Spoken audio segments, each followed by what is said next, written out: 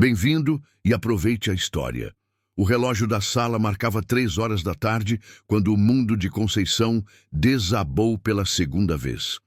A primeira havia sido naquela noite tempestuosa de 1978, quando as luzes do Hospital Santa Casa piscaram durante o parto, e ela jurou ter ouvido o choro do seu bebê antes que as enfermeiras o levassem. Um choro forte, decidido, que ecoava em seus sonhos há 40 anos. Agora, em seu modesto sobrado no bairro da Consolação, em São Paulo, ela observava as mãos enrugadas, segurando a xícara de chá de camomila que havia preparado para acalmar os nervos. Através da janela, podia ver o céu carregado anunciando mais uma tempestade, como se o universo conspirasse para reproduzir as mesmas condições daquela noite fatídica. Conceição nunca havia sido a mesma depois daquele dia. Ela permanecia como uma sombra silenciosa de si mesma, uma dona de casa meticulosa, uma professora primária dedicada que se aposentara há pouco, uma mulher que amava profundamente, mas raramente sorria. A casa onde morava há 3 décadas, com Antônio, seu marido, era impecavelmente limpa e organizada, mas impregnada de silêncio. Havia cômodos que permaneciam praticamente intocados, especialmente aquele no final do corredor, com a porta sempre fechada. As linhas do tempo haviam marcado seu rosto com rugas suaves ao redor dos olhos e da boca, mas nada se comparava às marcas invisíveis em sua alma. 40 anos haviam se passado. Estações mudaram, cabelos embranqueceram, memórias se desbotaram. Mas não aquela. Não a tempestade. Não o choro que ela jurava ter ouvido quando disseram que seu filho havia nascido morto. O atestado de óbito, entregue sem permitir que ela visse o corpo. A cremação apressada, justificada com termos médicos incompreensíveis para uma mãe, em desespero. Os olhares esquivos das enfermeiras, tudo isso alimentava a desconfiança que nunca a abandonou, mesmo quando todos ao redor insistiam que ela precisava seguir em frente. Precisa aceitar, Conceição, Antônio havia dito inúmeras vezes ao longo dos anos, com voz cansada. Já tentamos tudo, os registros do hospital, os médicos que ainda estão vivos, as investigações. Não há nada que indique que nosso filho não tenha falecido naquela noite. Ele estava certo, de certa forma. Haviam tentado de tudo: terapia, grupos de apoio, orações. Antônio, engenheiro civil aposentado, sempre tentou ajudá-la a seguir em frente. No início, ele compartilhava da sua dor e desconfiança. Com o tempo, porém, a aceitação parecia ter se acomodado em seu coração como um hóspede indesejado, mas inevitável. Conceição colocou a xícara na mesa de centro e ergueu-se com dificuldade. Aos 67 anos, seus movimentos já não tinham a agilidade de antes, mas ela conservava uma postura elegante, resultado de anos, ensinando as crianças a se sentarem corretamente nas carteiras escolares. Caminhou até o balcão, onde guardava os remédios para a pressão que o médico havia receitado. Examinou o frasco, pensando na consulta que teria na próxima semana. Dr. Paulo sempre perguntava se ela ainda tinha aqueles pensamentos, como ele chamava. A obsessão com o filho perdido. Perdido, não morto. Nunca conseguiu dizer essa palavra. Uma mãe sempre sabe. Algo havia sido tirado dela. Não apenas seu filho, mas a verdade. O som da chuva começando a cair trouxe Conceição de volta ao presente. Pingos grossos batiam contra a janela, criando trilhas de água que desciam como lágrimas pelo vidro. Foi quando ela ouviu uma batida, suave, hesitante. A princípio pensou que fosse apenas um galho da seringueira do jardim, batendo contra a lateral da casa. Mas o som se repetiu. Mais claro agora. Alguém batia à porta. Conceição hesitou. Antônio havia saído para jogar dominó com os amigos, no centro comunitário do bairro, como fazia todas as tardes de domingo. Não esperava visitas. Talvez fosse Dona Clotilde, a vizinha da casa ao lado, vindo pedir açúcar ou trocar figurinhas sobre as novelas que ambas assistiam. Ajeitou o colar de pérolas falsas que usava mesmo em casa, um hábito de décadas que nunca abandonara, e caminhou até a porta. A batida soou novamente paciente. Quando finalmente girou a maçaneta e abriu a porta, esperava encontrar um rosto familiar, um vizinho, talvez um entregador de supermercado. Em vez disso, um jovem estava parado ali, alto, de postura séria, vestindo uma camisa azul clara, meticulosamente passada, e calças escuras. Segurava uma pasta de couro marrom contra o peito, como se carregasse algo precioso. Mas foi apenas quando seus olhos encontraram os dele que Conceição sentiu as pernas fraquejarem. Aqueles olhos, escuros, profundos, com um formato ligeiramente amendoado que ela via todas as manhãs ao se olhar no espelho. O queixo com uma covinha suave, o formato do rosto que lembrava tanto as fotografias de seu pai na juventude. "Senhora Oliveira?" Ele perguntou com voz grave, mas gentil. Ela assentiu, agarrando-se ao batente da porta para não cair. "Meu nome é Otávio. Eu acho que sou seu filho." O mundo inclinou-se. Ela ofegou, o coração trovejando em seu peito como a tempestade que se formava lá fora. "O que você disse?" "Eu fui adotado. Minha mãe adotiva faleceu recentemente e, entre as coisas dela, encontrei documentos, registros hospitalares, cartas particulares e uma fotografia da senhora, do dia em que nasci. Ela disse que eu não deveria saber, mas eu precisava encontrá-la." Lágrimas escorriam pelo rosto de Conceição antes mesmo que ela pudesse falar. Fitava o rapaz, aqueles olhos, aquele queixo, a covinha, quando ele esboçava um meio sorriso. O eco de um filho que nunca havia segurado. Não sabia se era loucura ou misericórdia divina, mas seu coração sussurrava: "É ele." "Por favor," ela conseguiu dizer, afastando-se da porta com passos trêmulos. "Entre." Otávio hesitou por um momento, como se também tentasse processar a emoção daquele encontro, e então deu um passo para dentro da casa. Conceição indicou a sala de estar, onde o esperou sentar-se no sofá verde escuro que Antônio insistia em manter, mesmo quando ela sugerira trocá-lo por algo mais moderno. "Aceita um café? Um chá?" perguntou automaticamente, décadas de etiqueta doméstica, manifestando-se mesmo naquele momento surreal. "Um copo d'água seria ótimo, obrigado," respondeu Otávio, ainda segurando a pasta firmemente. Na cozinha, Conceição encheu um copo com água filtrada, mas suas mãos tremiam tanto que parte do líquido derramou na bancada. Não se importou em limpar. Pela primeira vez em décadas, a perfeição doméstica parecia irrelevante. Havia um homem em sua sala que chamava a si mesmo de seu filho, o filho que todos diziam estar morto. O filho por quem ela havia chorado todas as noites durante os primeiros anos, até que as lágrimas pareceram secar, deixando apenas uma dor surda que a acompanhava como uma sombra. Retornou à sala e entregou o copo a Otávio, sentando-se na poltrona diante dele. Por alguns momentos, observaram-se em silêncio. Conceição notou que ele parecia estar na casa dos 30 anos, a idade que seu filho teria. Percebeu as semelhanças com Antônio na testa e na forma como as sobrancelhas se uniam levemente quando ele se concentrava. "Como me encontrou?" ela finalmente perguntou, a voz quase um sussurro. Otávio colocou o copo na mesa de centro e abriu a pasta que carregava.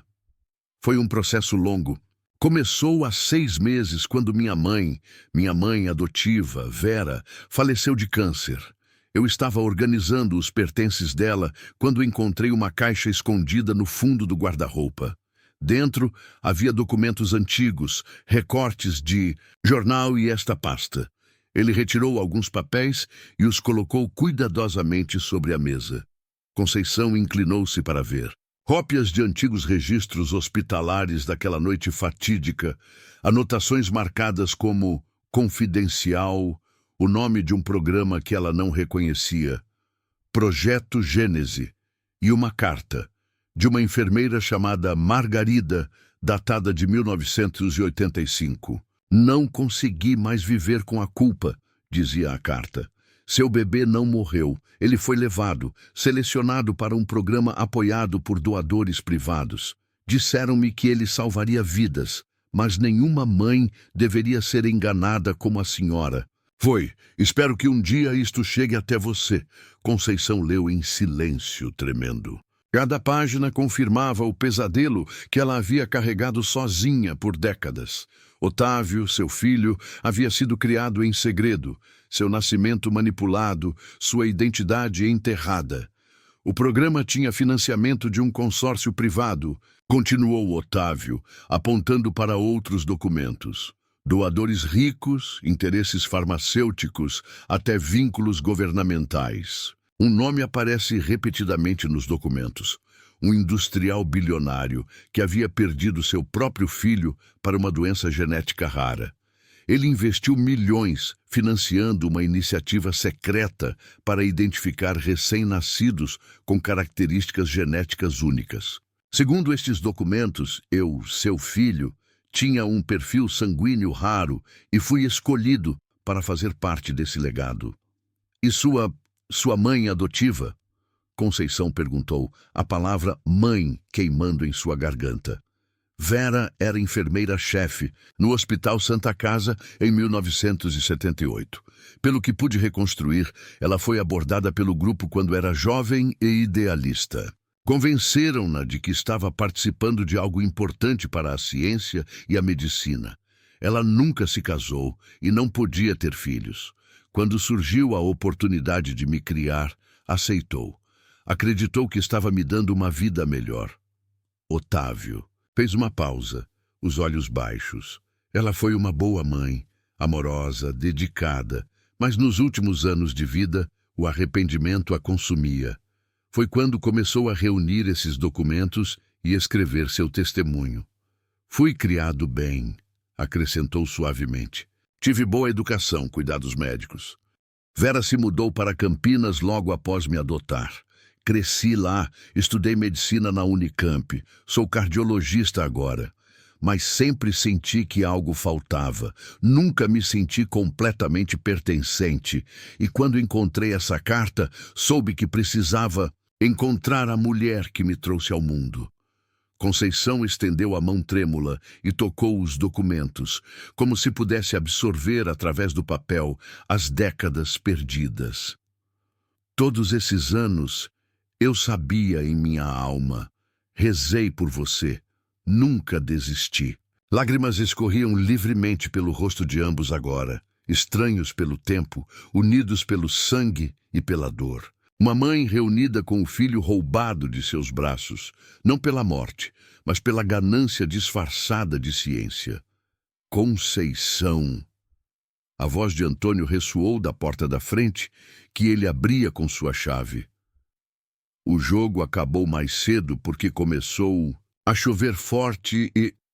Ele parou ao entrar na sala, olhando confuso para o estranho sentado no sofá e para sua esposa em lágrimas.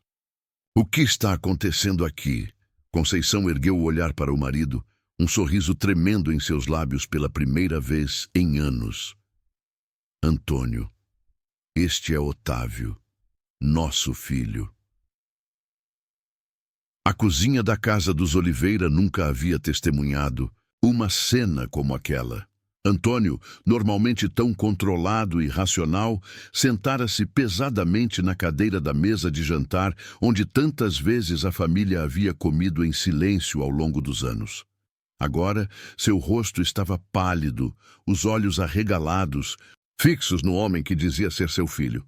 Isso é impossível, murmurou pela terceira vez, passando a mão pelos cabelos grisalhos. Nós vimos o atestado de óbito. Conversamos com o médico, Dr. Mateus, lembra? Ele confirmou que houve complicações, que nosso filho não sobreviveu. E você se lembra como ele evitava nosso olhar quando falava? respondeu Conceição, uma força nova em sua voz. Como negou quando pedi para ver o corpo? Como a cremação foi feita sem nossa autorização explícita, sempre soube que havia algo errado, Antônio. Otávio permanecia sentado em silêncio, observando o embate entre o casal. Suas mãos, mãos de médico, notou Conceição, mãos habilidosas como as de Antônio, seguravam os documentos que havia trazido.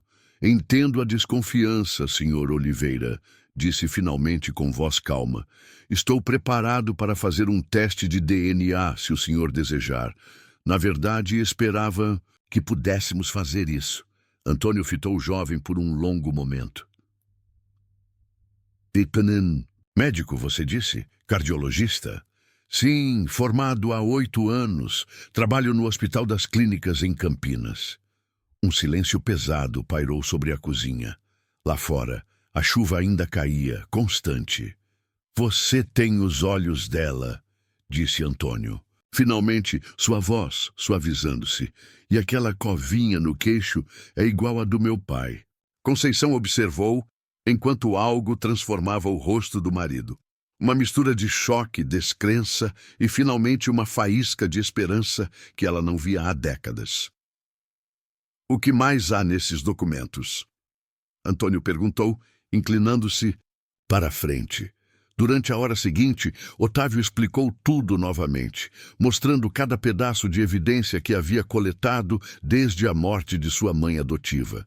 As cartas, os registros, as notas manuscritas que Vera havia mantido ao longo dos anos, documentando em segredo o programa do qual tinha se tornado parte. O projeto Gênese, explicou Otávio, foi iniciado no final dos anos 70 por um grupo de médicos, cientistas e investidores privados. O principal financiador era Roberto Montenegro, um industrial que havia perdido seu filho para uma doença genética rara. Em vez de aceitar a tragédia, ele decidiu investir milhões em pesquisa genética secreta. Montenegro? Do grupo Montenegro? Perguntou Antônio franzindo a testa. Produtos farmacêuticos, equipamentos médicos? Exatamente. Eles identificavam bebês com características genéticas específicas, imunidade incomum, perfis sanguíneos raros, resistência a certas doenças. No meu caso, segundo os documentos, nasci com um tipo sanguíneo extremamente raro, além de outros marcadores que interessavam ao projeto. Mas como... Conceição hesitou, a pergunta dolorosa demais para ser pronunciada. Como fizeram isso sem que ninguém soubesse? Completou Otávio. O programa tinha infiltrações em hospitais estratégicos. Médicos, enfermeiros e administradores eram recrutados ou subornados. Quando identificavam um bebê com o perfil desejado, encenavam complicações durante o parto, declaravam o bebê morto, falsificavam documentos. Conceição fechou os olhos, lembrando-se. As luzes que falharam durante seu parto, a confusão, os médicos apressados, a enfermeira que levou seu bebê e nunca o trouxe de volta. E depois, perguntou Antônio, sua voz tensa, os bebês eram levados para famílias selecionadas, como Vera, ou para instalações de pesquisa privadas. Alguns foram criados em ambientes controlados, estudados ao longo do desenvolvimento. Outros, como eu, foram dados a pessoas confiáveis dentro da organização que pudessem monitorar discretamente nossa saúde e desenvolvimento. Otávio fez uma pausa, bebendo um gole da água que Conceição havia servido mais cedo. Vera se apaixonou por mim desde o primeiro momento, segundo seu diário. Era para ser apenas uma guardiã temporária, mas implorou para me adotar permanentemente. Por algum motivo permitiram. Ela prometeu seguir todos os protocolos, exames regulares, relatórios de desenvolvimento, coletas de sangue periódicas. Em troca, pôde me criar como filho. Você disse que é médico, observou Conceição. Foi escolha sua ou... Acredito que fui sutilmente direcionado para a medicina desde jovem. Vera sempre enfatizou o quanto seria importante eu seguir essa carreira, como eu poderia ajudar pessoas. Otávio sorriu tristemente. Ironicamente, acabei me especializando em cardiologia pediátrica. Passo meus dias salvando crianças. Talvez, em algum nível, sempre soube que precisava compensar o que havia acontecido comigo. Antônio, que estivera folheando os documentos, parou em uma fotografia em preto e branco. Esta é você, Conceição, no hospital. A imagem mostrava uma Conceição muito jovem, apenas 27 anos na época, dormindo em uma cama de hospital. Ao lado da foto, uma anotação manuscrita. Sujeito materno, 4628, pós-procedimento. Eles me trataram como um número, sussurrou Conceição, a dor antiga misturando-se com nova raiva. Como uma cobaia. O projeto continuou até o início, nos anos 90, explicou Otávio. Quando algumas pessoas começaram a questionar os métodos, houve ameaças de exposição. Então, silenciosamente, o programa foi encerrado. Os registros destruídos. As crianças como eu continuamos nossas vidas sem saber a verdade. Montenegro morreu em 1995, levando muitos segredos para o túmulo. E agora? Perguntou Antônio. O que você pretende fazer com essas informações? Otávio fitou o casal à sua frente, os pais biológicos que nunca conhecera, que haviam sido enganados de maneira tão cruel. Primeiro queria encontrá-los, confirmar, entender. Quanto ao resto, existem outras famílias como vocês. Outros e filhos como eu. As pessoas responsáveis por isso devem ser expostas, mesmo que décadas depois. Conceição levantou-se subitamente da cadeira. Venha comigo, disse a Otávio. Quero lhe mostrar algo. Ela o conduziu pelo corredor, passando por fotografias emolduradas que contavam a história de uma vida pela metade. Conceição e Antônio no casamento. Viagens à Aparecida do Norte e às praias do litoral paulista. Formaturas de sobrinhos e sobrinhas. Nenhuma foto de filho, nenhuma celebração de primeira comunhão ou aniversário infantil. Uma árvore genealógica interrompida brutalmente. No final do corredor, Conceição parou diante de uma porta fechada. Sua mão hesitou na maçaneta por um instante, como se aquele gesto encerrasse 4 décadas de espera. Quando finalmente abriu a porta, o ar escorreu para fora. Um ar preservado, imóvel, carregado de expectativa. Era um quarto pequeno. As paredes pintadas em um amarelo suave, desbotado pelo tempo. Uma cômoda de madeira com gavetas cuidadosamente organizadas. Um berço ainda montado, com um móbile de estrelas e luas pendurado acima. Uma poltrona de balanço no canto, com uma manta dobrada sobre o braço. Nunca mudei nada, explicou. Conceição, sua voz quase inaudível. Antônio queria transformar em escritório, depois em quarto de hóspedes, mas eu não permitia. Sentia que, se desistisse deste espaço, estaria admitindo que você realmente havia partido para sempre. Otávio permaneceu imóvel na porta, contemplando o santuário que sua mãe biológica havia mantido por 40 anos. Um monumento ao amor e à esperança congelado no tempo. Uma vez por mês, eu entrava aqui, limpava o pó, trocava os lençóis do berço. Ninguém sabia, nem mesmo Antônio. Era nosso segredo, ela continuou, tocando suavemente o móbile. As peças balançaram delicadamente, algumas delas revelando leves marcas de oxidação. Todos achavam que eu havia superado, que finalmente havia aceitado, mas uma mãe sempre sabe, completou Otávio, sua voz embargada. Conceição. Virou-se para ele, agora sem disfarçar as lágrimas. Durante 40 anos, imaginei como você seria, se teria os olhos do seu pai, se seria alto como meu avô, se gostaria de histórias como eu ou de números como Antônio, se teria talento para música ou para esportes. Imaginei sua primeira palavra, seu primeiro passo, sua formatura, seu casamento. Ela deu um passo à frente e, hesitante, ergueu a mão para tocar o rosto de Otávio. Seus dedos trêmulos traçaram gentilmente a curva do seu queixo, o contorno da sobrancelha. E aqui está você, mais bonito do que jamais poderia ter sonhado. Otávio fechou os olhos, permitindo-se sentir o toque da mãe que nunca conhecera. Quando os abriu novamente, também chorava. Eu tenho uma família, disse ele suavemente. Uma esposa, Isabel, e 2 filhos, Pedro, de 5 anos, e Laura, de 3, seus netos.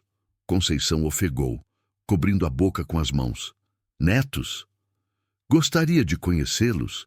Eles estão em São Paulo, na casa da minha sogra.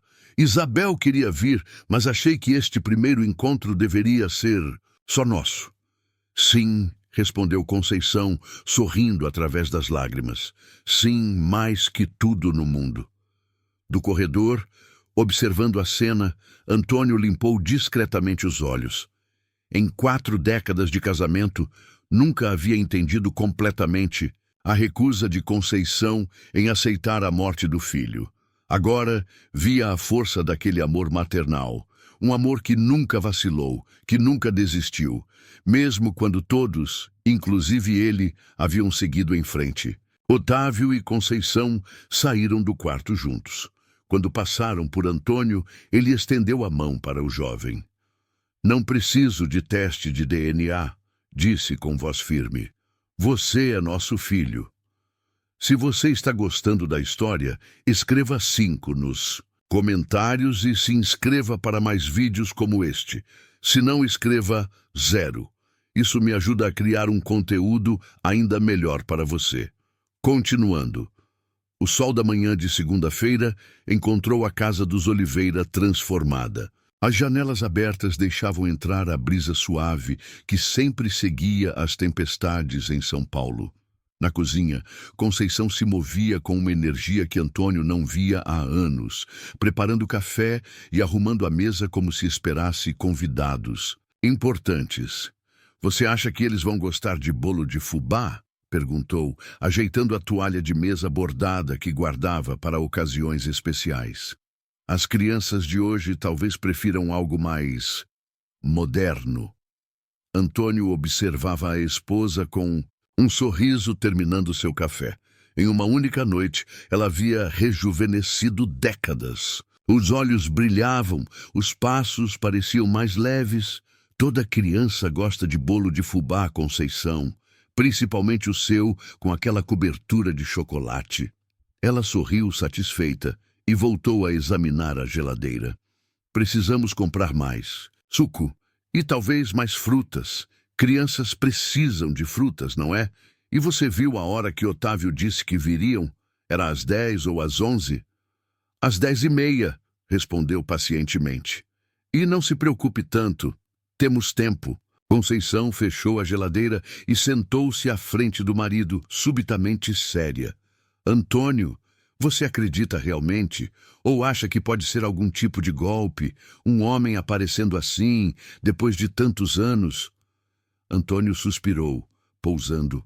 A xícara. Era um homem pragmático, engenheiro por formação e natureza, habituado a pesar evidências e calcular probabilidades. Mesmo que seu coração quisesse acreditar imediatamente, sua mente havia passado a noite analisando cada detalhe das informações e documentos trazidos por Otávio. Os documentos parecem autênticos, disse, escolhendo as palavras com cuidado. Os registros hospitalares, as datas, os detalhes sobre o nascimento, tudo corresponde ao que vivemos. E depois há algo que não se pode forjar. O quê? Aqueles olhos, Conceição, são os seus olhos. A forma como ele inclina a cabeça quando está pensativo, exatamente como você faz. E a covinha no queixo. Antônio sorriu. Meu pai ficaria orgulhoso de saber que esse traço continuou na família. Conceição relaxou visivelmente. Então você acredita? Acredito que temos muito a descobrir ainda, que vamos fazer o teste de DNA por formalidade. Mas sim, no meu coração, acredito que encontramos nosso filho. Ela estendeu a mão sobre a mesa e apertou a dele, numa intimidade que há muito tempo não compartilhavam. Nos últimos anos, seu casamento havia se transformado em uma parceria confortável, mas distante. A perda do filho havia cavado um abismo entre eles. Conceição mergulhada em sua dor e recusa em aceitar. Antônio tentando seguir em frente, construindo uma muralha de racionalidade ao redor do próprio luto. "Sabe o que pensei a noite toda?" perguntou Conceição. "Em como ele foi criado, se foi feliz, se sentiu amor." "Parece que sim. Disse que a mãe adotiva foi amorosa e dedicada. Mas não somos nós, Antônio. Perdemos tudo. Os primeiros passos, as primeiras palavras, as noites em claro com febre, as festas de aniversário, as formaturas. Uma vida inteira." Antônio apertou a mão da esposa. "Não podemos recuperar o tempo perdido, Conceição, mas temos o presente, e ele nos trouxe mais do que esperávamos. Não apenas nosso filho, mas netos também." Ela assentiu, enxugando uma lágrima com a ponta do avental. "Vou terminar de preparar tudo. Quero que esta seja a melhor manhã da vida deles." Enquanto Conceição voltava aos preparativos, Antônio retirou-se para o escritório.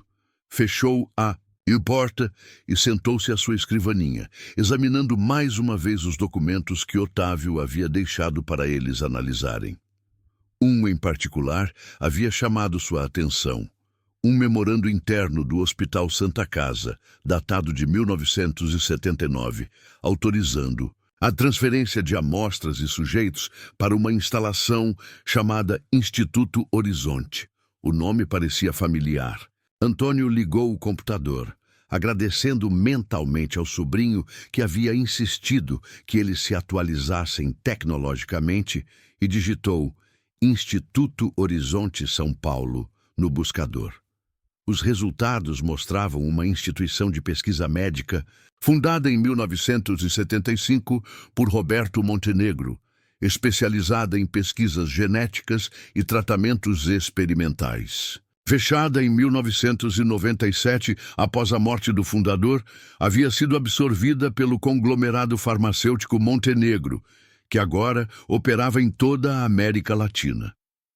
40 anos, murmurou Antônio para si mesmo. Será que ainda há alguém vivo que possa ser responsabilizado? Suas reflexões foram interrompidas pela campainha.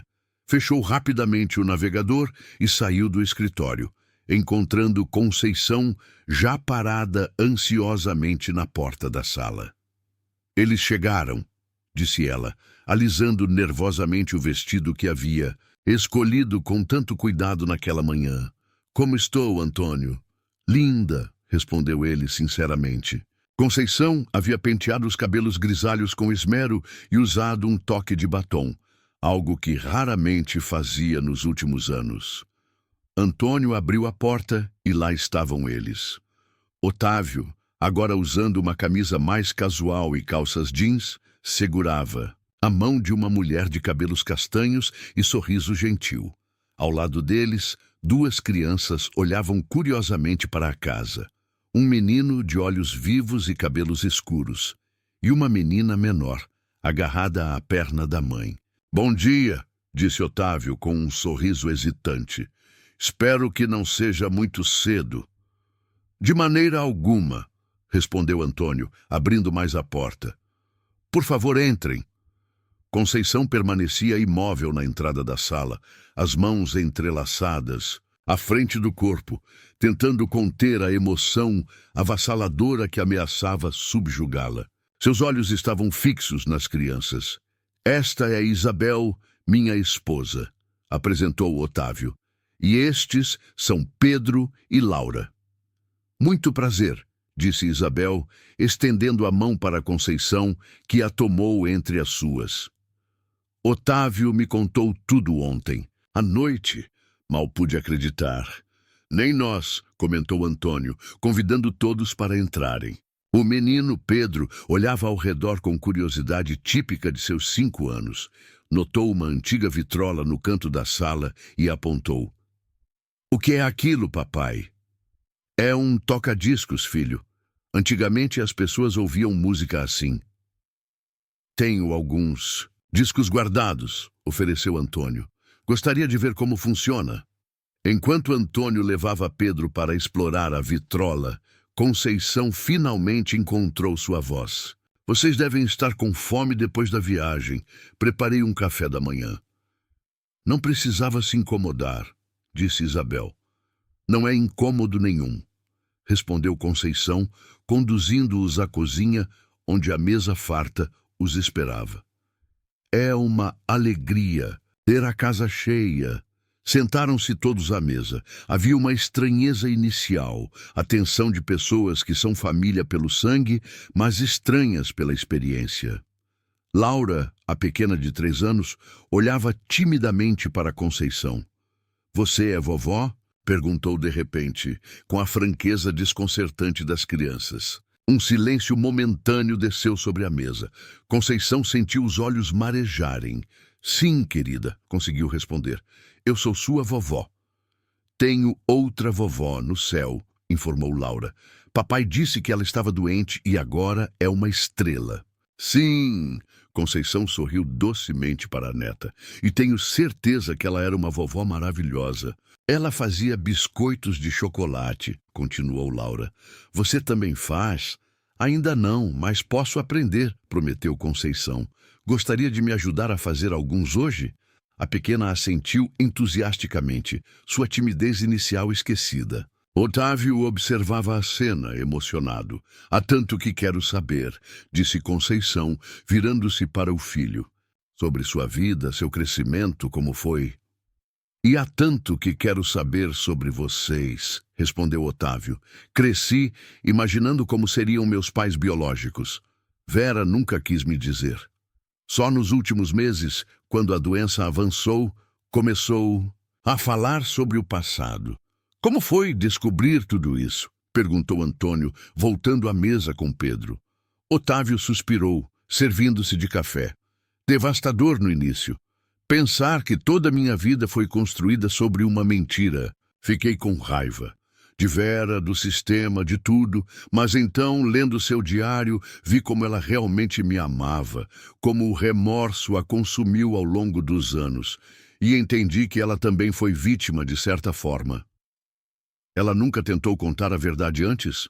Perguntou Conceição, sentindo-se estranhamente dividida entre gratidão à mulher que havia amado seu filho e ressentimento por ter sido cúmplice em roubá-lo. Tentou uma vez, respondeu Otávio. Quando eu tinha cerca de 15 anos, começou a fazer insinuações, dizer que tinha segredos para revelar. No dia seguinte, recebeu uma visita de advogados ligados ao Instituto Horizonte. Nunca me disse o que foi dito naquela reunião, mas ficou aterrorizada. Só voltou a tocar no assunto 20 anos depois, quando estava morrendo. Antônio e Conceição trocaram olhares. Instituto Horizonte. Estava pesquisando sobre ele esta manhã. Foi fundado por Roberto Montenegro, certo? Sim, confirmou Otávio. Um império construído com sangue inocente, com vidas roubadas como a minha, como a de vocês. E o que planeja fazer com essas informações agora? Perguntou Antônio. Otávio respirou fundo, observando sua esposa e filhos. Há outras crianças como eu, outros pais como vocês. Os documentos de Vera mencionam pelo menos 50 casos só na região de São Paulo, entre 1975 e 1990. 50 famílias destroçadas. Meu Deus, sussurrou Conceição. Alguns dos responsáveis ainda estão vivos. Médicos, administradores, pessoas que lucraram com esse esquema. O filho de Montenegro dirige o conglomerado agora. Tenho dúvidas se ele sabe a verdade sobre o império que herdou. Quer expor tudo isso? Perguntou Antônio. Quero justiça, respondeu Otávio. Mas também tenho uma família para proteger. Pessoas poderosas estão envolvidas. Isabel, que estivera quieta, apertou a mão do marido. Desde que Otávio descobriu tudo, temos discutido o que fazer. É perigoso, mas não podemos simplesmente ignorar. Precisamos ser estratégicos, disse Antônio, o engenheiro pragmático tomando frente. Podemos procurar um advogado de confiança, talvez um jornalista investigativo. E enquanto isso, interrompeu Conceição, temos que recuperar o tempo perdido. Ela olhou para os netos, Pedro agora devorando um pedaço de bolo de fubá, Laura examinando curiosamente o bordado da toalha de mesa. Não podemos trazer de volta os anos que nos roubaram, mas temos hoje e amanhã. Otávio sorriu, o mesmo sorriso discreto de Antônio. Tem razão, mas antes, há algo que quero mostrar a vocês. Ele puxou o celular do bolso e buscou algo. Nas imagens, estes são meus exames de DNA, que fiz há 2 meses, comparando com uma amostra que encontrei na escova de cabelo de Vera. Confirmam que não há parentesco biológico. Ele deslizou o dedo na tela. E estes são os resultados de quando cruzei meu DNA com informações do Banco Nacional de Saúde. Embora incompleto, mostra alta probabilidade de parentesco com pessoas sobrenome Oliveira em São Paulo. Foi assim que cheguei até vocês. E aqui, continuou mostrando outra imagem, está algo mais pessoal. Era uma fotografia antiga, amarelada pelo tempo. Mostrava um bebê recém-nascido, envolto em um cobertor azul claro. Vera guardou isso todos estes anos. Acredito que seja eu, logo após o nascimento, antes de me levarem. Conceição pegou o telefone com mãos trêmulas. Aquela era a primeira imagem que via de seu filho bebê. O filho que nunca puderam segurar, fotografar, embalar. Podemos fazer o teste oficial quando quiserem, ofereceu Otávio. Mas no meu coração, já sei a verdade, já sei quem sou. Nós também, respondeu Antônio, a voz embargada. Um grito de alegria os interrompeu. Pedro havia descoberto a antiga coleção de carrinhos que Antônio guardava em uma caixa da sala, relíquias de sua própria infância. Vovô, olha quantos! A palavra vovô reverberou pela sala, fazendo Antônio sorrir entre lágrimas contidas. Ele se levantou e foi até o neto. Gosta de carrinhos? Tenho uma coleção inteira guardada há anos. Enquanto os homens e Pedro se concentravam nos carrinhos, Isabel ajudou Conceição a servir mais café. Laura, agora sentada no colo da recém-descoberta avó, brincava com o colar de pérolas falsas que Conceição usava. Ele procurou por vocês durante meses, disse Isabel em voz baixa. Desde que descobriu a verdade, foi como uma obsessão. Noites sem dormir, pesquisando, seguindo pistas, nunca o vi tão determinado. Como vocês se conheceram? Perguntou Conceição, aproveitando este momento para conhecer melhor a nora. Na faculdade de medicina. Eu me formei em neurologia. Trabalhamos no mesmo hospital em Campinas. Isabel hesitou. Ele sempre teve esse vazio, uma inquietação que não conseguia explicar. Agora entendo por quê. Conceição assentiu. E agora? Vocês moram longe. Na verdade, Otávio recebeu uma proposta do Hospital do Coração, aqui em São Paulo. Há algumas semanas. Estávamos considerando a mudança, mas agora... Isabel sorriu. Agora parece mais que uma coincidência, não é? Parece destino. Um estrondo súbito no quintal interrompeu a conversa. O som de vidro quebrando, seguido por um alarme de carro. Antônio correu até a janela. — Meu carro! Disse ele preocupado. — Parece que quebraram o vidro. — Papai? Chamou Laura, assustada, com a comoção repentina. Otávio se levantou. — Vou verificar com você. — Não, Antônio o deteve. Fique com sua família. Vou apenas dar uma olhada rápida. Ele saiu pela porta da frente enquanto os outros esperavam tensos na sala. Minutos. Depois, Antônio retornou, o rosto pálido. O vidro do motorista foi quebrado, informou. E tem isso. Ele estendeu a mão, mostrando um pedaço de papel amassado. Estava sobre o banco. Otávio pegou o papel e o abriu. Uma única frase datilografada. Alguns segredos devem permanecer enterrados. Isabel ofegou, abraçando instintivamente os filhos. Como poderiam saber? Os documentos, disse Otávio, passando a mão pelos cabelos. Quando comecei a investigar, talvez tenha alertado alguém. Talvez ainda haja pessoas monitorando, pessoas interessadas em manter o passado oculto. Precisamos chamar a polícia, decidiu Antônio. E dizer o quê? Questionou Otávio. Que há uma conspiração de décadas envolvendo tráfico de bebês e pesquisas genéticas ilegais? Sem provas concretas, além de documentos antigos que podem ser facilmente contestados. Isso foi uma ameaça clara, insistiu Antônio. E é por isso mesmo que precisamos ser cautelosos, disse Otávio, olhando para os filhos. Essas pessoas, quem quer que sejam, têm poder e influência. Não podemos simplesmente denunciá-las sem um plano. O clima leve e celebratório da manhã havia se dissipado, substituído por um medo tangível. Conceição olhou para a família, recém-encontrada e recém-ameaçada. 4 décadas de dor não haviam sido suficientes. Agora enfrentavam um novo perigo, justamente quando a felicidade parecia finalmente ao alcance. Não vamos permitir que nos separem novamente, disse ela, com uma firmeza que surpreendeu a todos, inclusive a si mesma. Não depois de tudo que passamos. Naquele momento, o telefone fixo da casa tocou, fazendo todos sobressaltarem. Antônio atendeu, ouviu em silêncio por alguns segundos e então desligou, o rosto ainda mais pálido. O que foi? Perguntou Conceição, alarmada. Apenas respiração do outro lado, respondeu ele. Alguém nos observando, alguém sabe que Otávio está aqui. A família se entreolhou, uma nova realidade se cristalizando. A verdade que haviam descoberto trazia consigo não apenas respostas, mas também perigos que mal começavam a compreender. A reunião familiar havia se transformado em algo mais complexo, o início de uma luta pela justiça e pela própria segurança.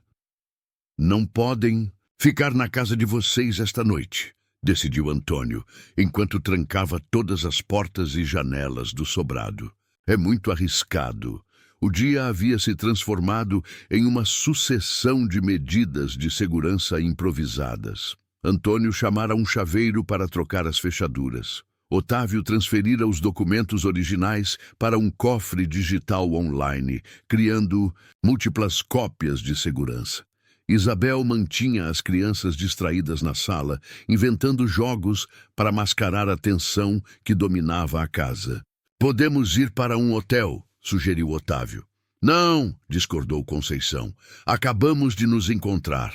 Não vou permitir que nos separem novamente. Vocês ficam aqui. É muito perigoso, mãe, respondeu Otávio, a palavra mãe ainda soando. Estranha, mas confortável em seus lábios. Quem quer que esteja nos ameaçando sabe onde vocês moram. E sabem onde você mora também, argumentou Antônio. Se puderam te rastrear até aqui, podem encontrá-los em qualquer hotel da cidade. Então o que sugerem? Perguntou Isabel, juntando-se a eles na cozinha, depois de finalmente conseguir que as crianças cochilassem no sofá, exaustas pela montanha-russa emocional do dia. Meu irmão Geraldo tem uma chácara em Ibiúna, disse Conceição. Fica a cerca de 1 hora daqui. Ele raramente a usa fora dos feriados. Podemos ir para lá até decidirmos o próximo passo. Um lugar mais isolado pode ser mais seguro, concordou Antônio. Vou ligar para ele agora. Enquanto Antônio fazia a ligação, Otávio examinou novamente o bilhete ameaçador. Quem ainda estaria vivo e interessado em manter isso em segredo? Depois de tantos anos, Conceição sentou-se à mesa da cozinha, esfregando as têmporas. O filho de Montenegro, os médicos envolvidos, talvez, pessoas que poderiam ser processadas ou teriam reputações arruinadas. Ou algo maior, sugeriu Otávio, e se o projeto Gênese nunca tiver terminado realmente? E se apenas mudou de forma, de nome? Isabel ofegou. Está sugerindo que ainda estão fazendo isso? Roubando bebês? Não necessariamente da mesma forma. Hoje existem tecnologias de manipulação genética que eram ficção científica nos anos 70. Talvez o legado do projeto continue de outras maneiras. Antônio retornou à cozinha. Falei com Geraldo. A chácara está disponível. Sugeriu que fôssemos ainda hoje aproveitando a luz do dia. O caminho é um pouco complicado para quem não conhece. E quanto ao meu carro? Perguntou Otávio. Se nos seguirem, deixe-o aqui na garagem. Iremos todos no meu carro, decidiu Antônio. Vou preparar algumas coisas para levarmos. A próxima hora foi dedicada a preparativos apressados. Conceição reuniu alimentos, roupas de cama e itens essenciais. Isabel arrumou uma pequena mala com as poucas roupas que haviam trazido para o que deveria ser apenas uma visita de domingo. Otávio e Antônio verificavam constantemente as janelas, alertas a qualquer movimento suspeito na rua tranquila. Quando tudo estava pronto, enfrentaram a delicada tarefa de acordar as crianças. Pedro despertou confuso, mas animado com a ideia de uma aventura na chácara do tio bisavô. Laura, sonolenta, apenas se aninhou nos braços da mãe, sem compreender a gravidade da situação. «Estamos todos prontos?» perguntou Antônio, carregando a última mala para o carro recém-consertado pelo vidraceiro de emergência. Conceição olhou para a casa que havia sido seu refúgio silencioso por décadas. A casa onde havia preservado a memória de um filho que acreditava perdido. Agora estava prestes a deixá-la para proteger aquele mesmo filho, finalmente encontrado. «Prontos?» respondeu, segurando firmemente a bolsa onde guardara as fotografias de família e os documentos mais importantes. Algumas coisas eram preciosas demais para serem deixadas para trás. Embarcaram no carro de Antônio, um sedã espaçoso que acomodava os 6 com algum aperto. Conceição insistiu em sentar-se no banco traseiro com os netos, enquanto Isabel ocupava o banco do passageiro à frente. Otávio, entre as crianças e Conceição, mantinha-se vigilante, verificando constantemente se estavam sendo seguidos. Enquanto Antônio manobrava para sair da garagem, um carro escuro estacionado à distância chamou a atenção de Otávio. «Aquele carro! O que tem ele?» perguntou Antônio, olhando pelo retrovisor. «Tenho quase certeza que estava estacionado perto do hospital onde trabalho na semana passada. Achei estranho porque ficou lá o dia todo. Consegue ver quem está dentro?» «Não, os vidros são escuros demais». Antônio acelerou suavemente, mantendo a calma para não alarmar as crianças. «Vou tomar um caminho alternativo. Se estiverem nos seguindo, saberemos logo». Durante a próxima meia hora, Antônio navegou pelas ruas de São Paulo com a habilidade de quem conhecia cada atalho e passagem da cidade. Dobrou em ruas secundárias, fez retornos inesperados, passou 2 vezes pelo mesmo cruzamento. O carro escuro não apareceu novamente. «Acho que despistamos, se é que estavam realmente nos seguindo», disse ele finalmente, entrando na rodovia que levava a Ibiúna. A tensão no carro diminuiu gradualmente, conforme deixavam a cidade para trás. O cenário urbano foi substituído por paisagens mais verdes, com pequenas propriedades rurais pontilhando as laterais da estrada. As crianças, recuperadas do sono, interrompido, agora observavam curiosas pela janela, apontando cavalos e vacas nas pastagens. «É bonito por aqui», comentou Isabel, tentando encontrar normalidade em meio ao caos. «Geraldo comprou aquela chácara quando se aposentou», explicou Conceição. «Sonhava em cultivar orquídeas. Acabou desistindo quando percebeu quanto trabalho dava, mas manteve a propriedade para os finais de semana. Tem algum lugar para as crianças brincarem?» perguntou Isabel. «Um quintal enorme, com balanços e até um pequeno lago com peixes. Eles vão adorar». Otávio, que estivera silencioso, finalmente relaxou um pouco. «Desculpem por trazer este perigo para vocês. Jamais imaginei que algo assim aconteceria». «Não se desculpe», disse Antônio, olhando rapidamente pelo retrovisor. Você não criou esta situação. As pessoas que roubaram você de nós são as culpadas. Mesmo assim, expus vocês, expus minha família. Somos todos sua família agora, respondeu Conceição suavemente, e famílias protegem umas às outras. Após cerca de 1 hora de viagem, Antônio deixou a rodovia principal, seguindo por uma estrada de terra bem conservada. Estamos quase chegando. A chácara de Geraldo era uma propriedade modesta, mas encantadora. Uma casa principal de tijolos, aparentes com um telhado de telhas de barro, cercada por um jardim bem cuidado e árvores frutíferas. Nos fundos, como Conceição havia descrito, um amplo quintal descia suavemente até um pequeno lago decorativo. "Uau, é um castelo!" exclamou Pedro quando o carro parou na entrada. Antônio riu. "Não é bem um castelo, mas é um ótimo esconderijo, não é?" As crianças, revigoradas pela novidade do lugar, saíram correndo do carro assim que as portas foram abertas, com Isabel em seu encalço para garantir que não se machucassem. "Geraldo diz que a chave está embaixo do vaso de samambaias", informou Antônio, dirigindo-se para a varanda. Em poucos minutos, haviam entrado na casa e começado a se acomodar. O interior era rústico, mas confortável, com móveis de madeira maciça e uma ampla lareira que dominava a sala principal. Um leve cheiro de umidade e casa fechada pairava no ar, mas nada que as janelas abertas não pudessem resolver. "Vou preparar algo para comermos", ofereceu-se Conceição, dirigindo-se à cozinha com as sacolas de mantimentos. Isabel seguiu para ajudá-la, enquanto Antônio e Otávio carregavam as malas para dentro. As crianças já haviam descoberto os balanços no quintal e seus gritos alegres de diversão criavam uma estranha contraposição à tensão que os adultos sentiam. "O que fazemos agora?" perguntou Otávio, quando ele e Antônio finalmente tiveram um momento a sós. Antônio suspirou, esfregando o rosto cansado. "Primeiro descansamos. Foi um dia intenso para todos. Amanhã começamos a pensar em como proceder. Precisamos de um plano para expor essa verdade sem colocar vocês em risco." "Você realmente acredita que conseguiremos justiça depois de tanto tempo?"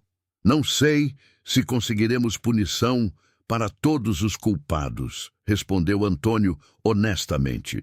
"Mas podemos revelar a verdade. Podemos ajudar outras famílias que, como nós, perderam seus filhos, e podemos garantir que isso nunca mais aconteça." Otávio assentiu, contemplando o quintal onde seus filhos brincavam, alheios à complexidade da situação. "Sabe o que mais me atormenta? Pensar em quantas outras crianças passaram pelo que passei. Quantas outras famílias foram destruídas? E para quê? Ciência? Ganância? Uma visão distorcida de progresso?" "O poder corrompe", disse Antônio simplesmente. "Montenegro perdeu um filho e, em vez de aceitar a dor, decidiu que tinha o direito de roubar os filhos dos outros. Convenceu-se de que estava fazendo algo nobre, algo necessário. É por isso que precisamos expor tudo", afirmou Otávio. "Não apenas pelo que aconteceu, mas para evitar que aconteça novamente. Se essas pessoas permanecerem impunes, que mensagem passamos? Que é aceitável brincar de Deus com vidas inocentes, desde que se tenha dinheiro e poder suficientes?" Da cozinha vinha o aroma reconfortante de café fresco e pão sendo aquecido. As vozes suaves de Conceição e Isabel misturavam-se ao tilintar de pratos e talheres. Lá fora, Pedro mostrava para Laura como balançar mais alto. Uma cena familiar, normal. O tipo de momento cotidiano que havia sido roubado deles por 40 anos. "Vamos conseguir", disse Antônio, colocando a mão no ombro do filho. "Juntos." Na chácara pacífica, enquanto o sol começava a se pôr e o céu se tingia de tons alaranjados, a família improvisou um jantar simples. sentados à mesa rústica, compartilharam não apenas a refeição, mas histórias, memórias, risos hesitantes. Começaram a preencher as lacunas de 4 décadas separados, e por algumas horas permitiram-se simplesmente ser uma família. O perigo ainda estava lá fora, à espreita. As perguntas sem resposta ainda pairavam.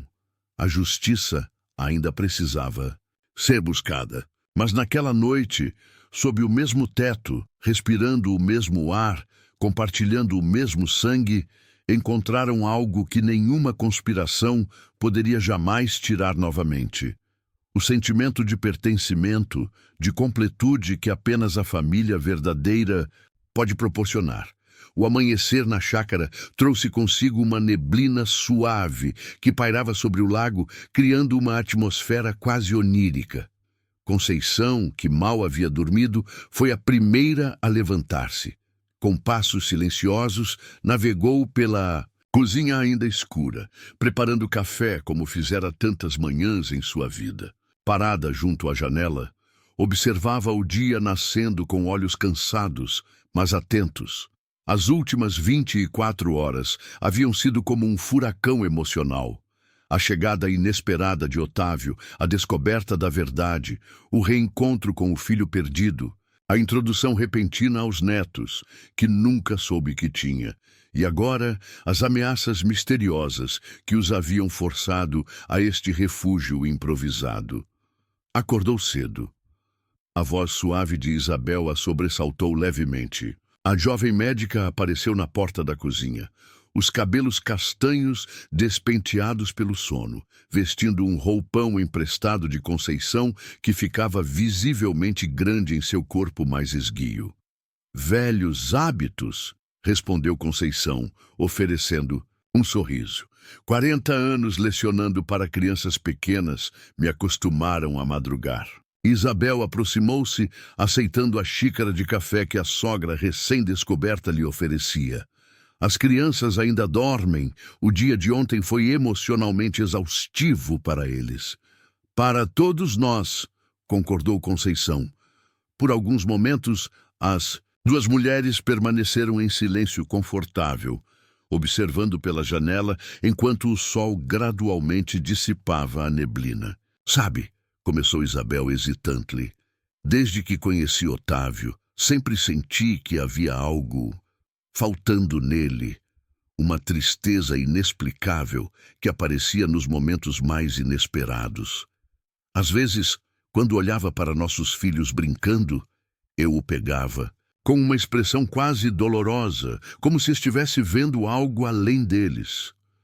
Ela fez uma pausa, sorvendo o café. Agora entendo por quê. A ausência deixa marcas invisíveis, concordou Conceição. Mesmo quando não sabemos exatamente o que está faltando. Ontem à noite, depois que todos foram dormir, ele chorou, confessou Isabel. Nunca o vi chorar assim. Era como se 40 anos de lágrimas contidas finalmente encontrassem seu caminho. Conceição sentiu os próprios olhos marejarem.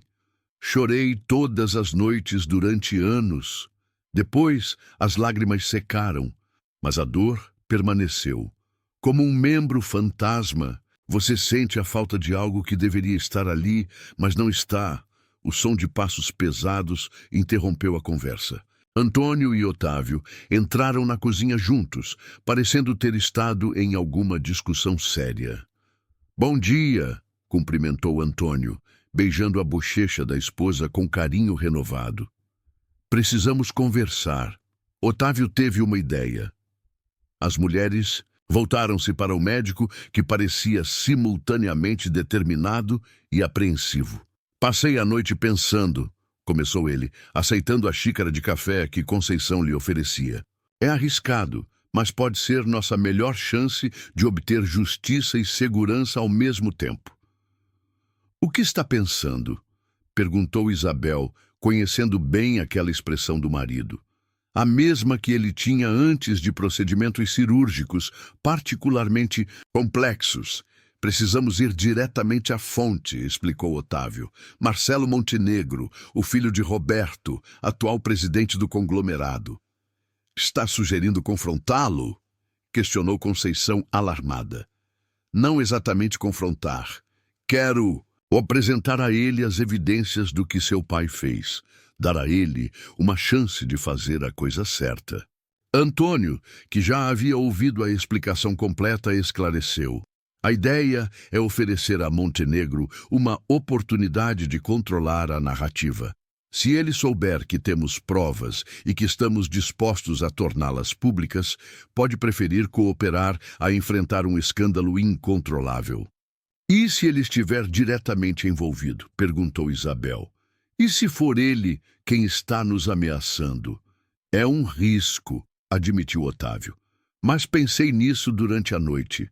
Se Marcelo Montenegro estivesse ativamente envolvido na continuação do projeto ou tentando esconder o passado, por que não agiu antes? Vera guardou esses documentos por anos.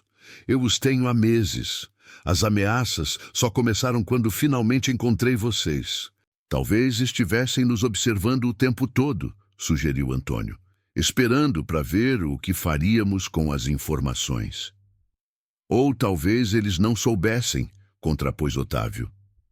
Talvez não seja o próprio Montenegro, mas pessoas dentro da organização que querem proteger o legado do projeto ou suas próprias reputações. Conceição serviu mais café, tentando organizar os pensamentos. Então, o que propõe exatamente? Marcar uma reunião privada com Marcelo Montenegro. Mostrar a ele algumas das evidências. Não todas, obviamente. Ver sua reação. Se ele realmente não souber o que o pai fez, essa pode ser nossa chance de ganhar um aliado poderoso. E se ele souber? Perguntou Isabel, visivelmente preocupada. Teremos um plano B. Já falei com um jornalista de confiança, um antigo colega de faculdade que trabalha para uma agência internacional. Enviei cópias digitais dos documentos mais importantes para ele, com instruções para publicá-los caso algo aconteça conosco. Antônio assentiu, impressionado com a previsão do filho. Um seguro. Exatamente, confirmou Otávio. Montenegro também terá que considerar isso. Se tentar nos silenciar, só garantirá que a história venha à tona de maneira espetacular. A conversa foi interrompida pela chegada animada de Pedro e Laura, ainda de pijamas, com os cabelos desgrenhados e sorrisos sonolentos. Vovó, tem passarinhos no lago, anunciou Pedro correndo para abraçar Conceição. O termo vovó, tão natural na boca da criança, ainda causava um sobressalto emocionado em Conceição. Mesmo? Quais você viu? Perguntou ela, decidindo voltar à discussão séria depois que as crianças estivessem entretidas. Uns amarelos pequenininhos e um grandão azul, descreveu o menino entusiasticamente. Devem ser canários da terra e talvez um sabiá azul, explicou Conceição. Seu tio bisavô Geraldo adora pássaros. Tem comedouros espalhados por toda a propriedade. Enquanto Conceição preparava um café da manhã simples para as crianças, os adultos trocavam olhares significativos, a conversa anterior pairando no ar como a neblina que ainda não havia se dissipado completamente lá fora. Mais tarde, com as crianças entretidas explorando o quintal sob a supervisão de Isabel, os três retomaram a discussão na sala. Mesmo que concordemos com seu plano, ponderou Antônio, como você pretende conseguir uma reunião com Marcelo? Montenegro, ele é um dos homens mais poderosos do país. Já tenho uma ideia, respondeu Otávio. Como cardiologista, atendi vários pacientes importantes ao longo dos anos. Um deles é Paulo Guimarães, que por coincidência é o diretor jurídico do Grupo Montenegro. Coincidência ou não, observou Conceição, parece que o destino está tentando ajudar. Guimarães sofreu um infarto há 2 anos. Fui chamado para uma consulta de emergência e acabei realizando uma angioplastia que salvou sua vida. Desde então, ele sempre diz que me deve uma.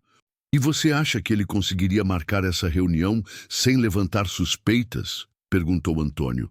Acredito que sim. Posso dizer que tenho informações sobre um caso médico histórico que pode interessar a Montenegro por razões pessoais e empresariais. Não seria mentira. Conceição, que havia permanecido pensativa durante a explicação, finalmente falou. Quero ir com você. Otávio e Antônio voltaram-se para ela surpresos. É muito arriscado, protestou Antônio imediatamente. Não me importo, respondeu ela, com uma firmeza surpreendente. Passei 40 anos imaginando o que havia acontecido com meu filho. Agora que sei a verdade, não vou ficar de lado enquanto outros lutam essa batalha. Se vamos enfrentar Marcelo Montenegro, quero olhar nos olhos dele. Mãe! Otávio hesitou, a palavra ainda nova em seus lábios. Entendo seu sentimento, mas... Não, você não entende completamente. Interrompeu ela suavemente. Durante décadas, fui tratada como uma mãe histérica que não conseguia aceitar a realidade. Médicos me receitaram tranquilizantes. Terapeutas tentaram me convencer a seguir em frente. Até mesmo sua mãe adotiva, que sabia a verdade, permaneceu em silêncio enquanto eu sofria. Preciso estar lá, não apenas por mim, mas por todas as outras mães que nunca descobriram a verdade. Um silêncio respeitoso seguiu suas palavras. Otávio finalmente assentiu. Tem razão. Esta é sua luta tanto quanto minha. Na nossa luta, corrigiu Antônio. Se Conceição vai, eu também vou. Não podemos todos ir, alertou Otávio. Alguém precisa ficar com as crianças, e seria muito suspeito aparecer com a família inteira. Além disso, precisamos que alguém fique aqui como segurança, caso algo dê errado. Após mais discussão, chegaram a um acordo. Otávio e Conceição iriam ao encontro, enquanto Antônio e Isabel permaneceriam na chácara com as crianças. Fariam contato a cada hora para confirmar que tudo estava bem. Vou ligar para Guimarães.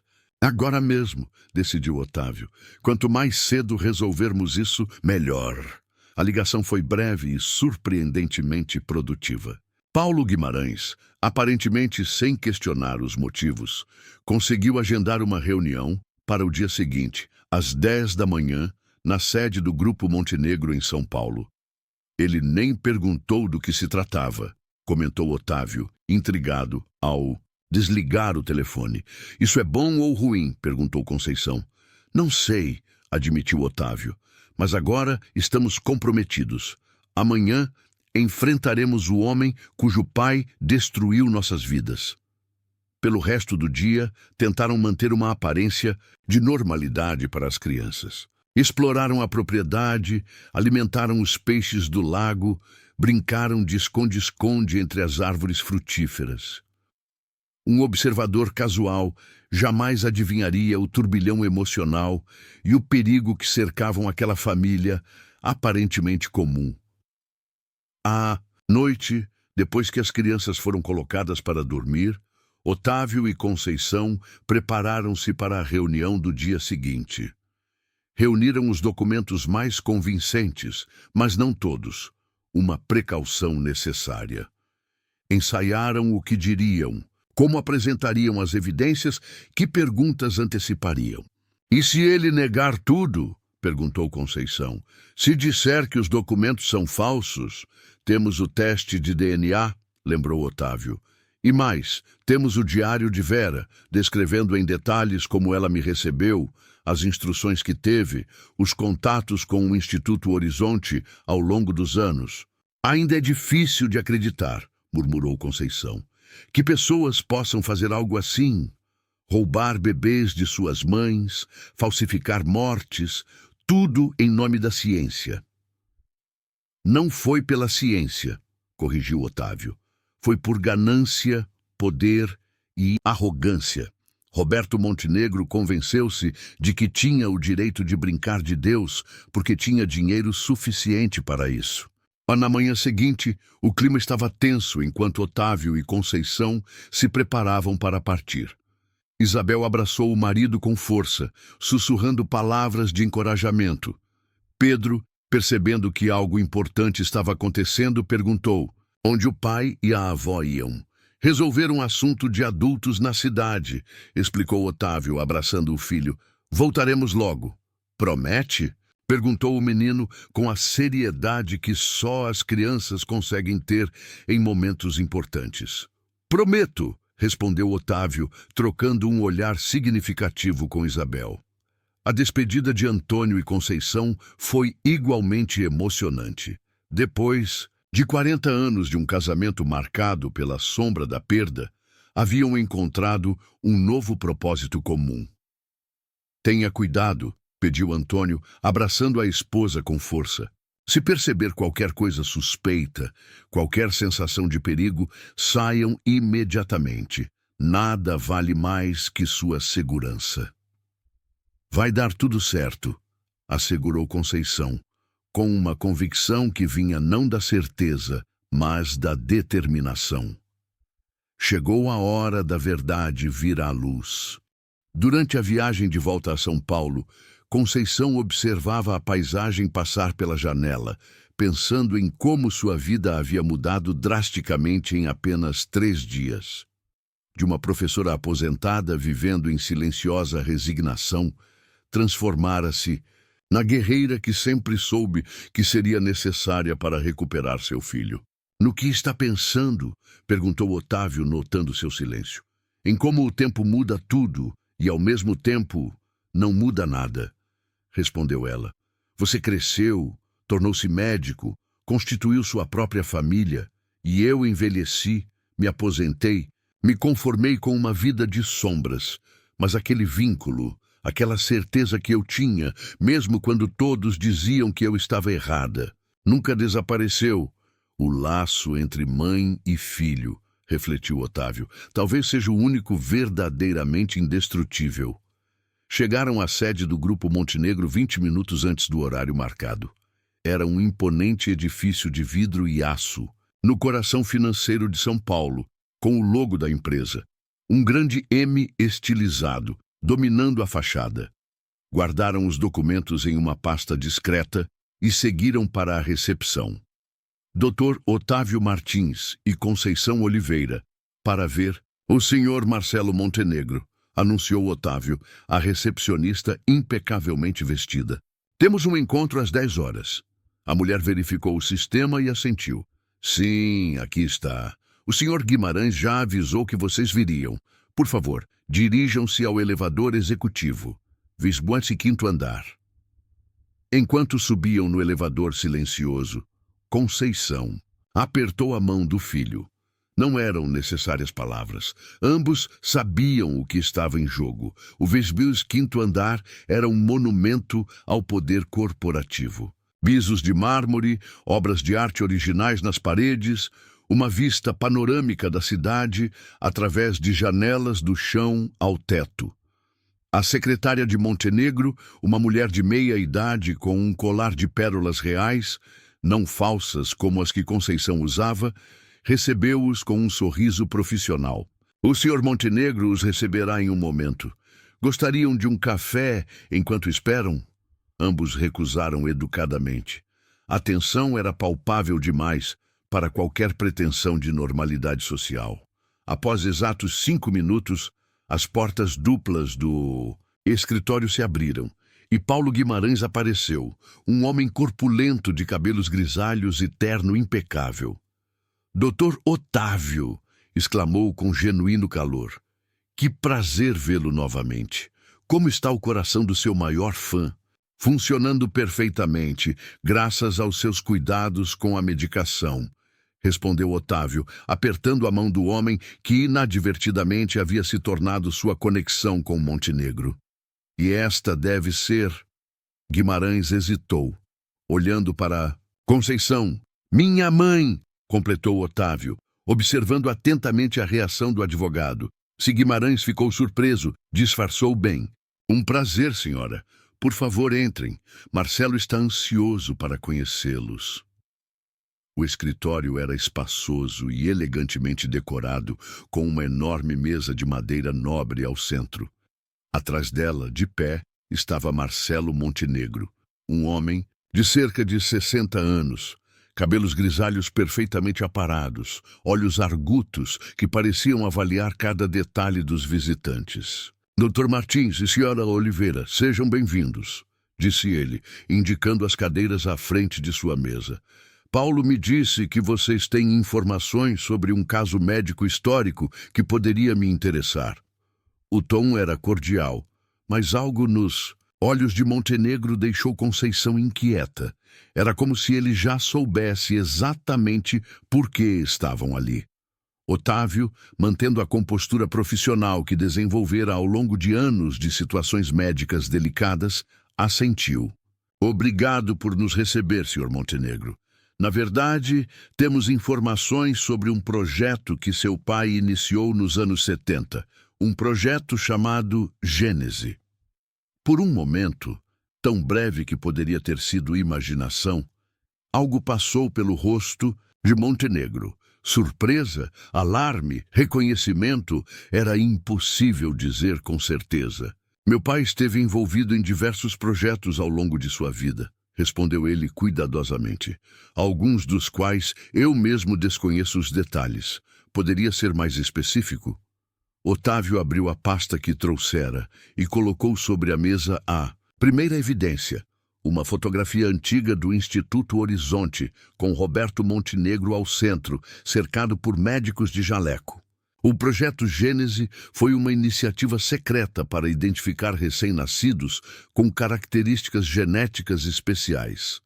Bebês que eram declarados mortos, mas na verdade eram levados para famílias selecionadas ou para instalações de pesquisa.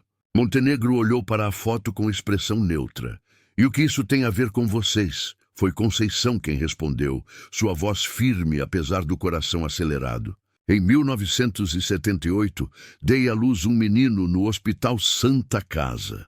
Disseram-me que ele havia nascido morto. Não permitiram que eu visse o corpo. Apressaram a cremação. Ela apontou para Otávio.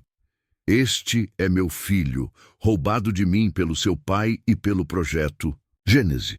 Um gancho narrativo se formou no ar, quando Marcelo Montenegro finalmente encontrou os olhos de Conceição.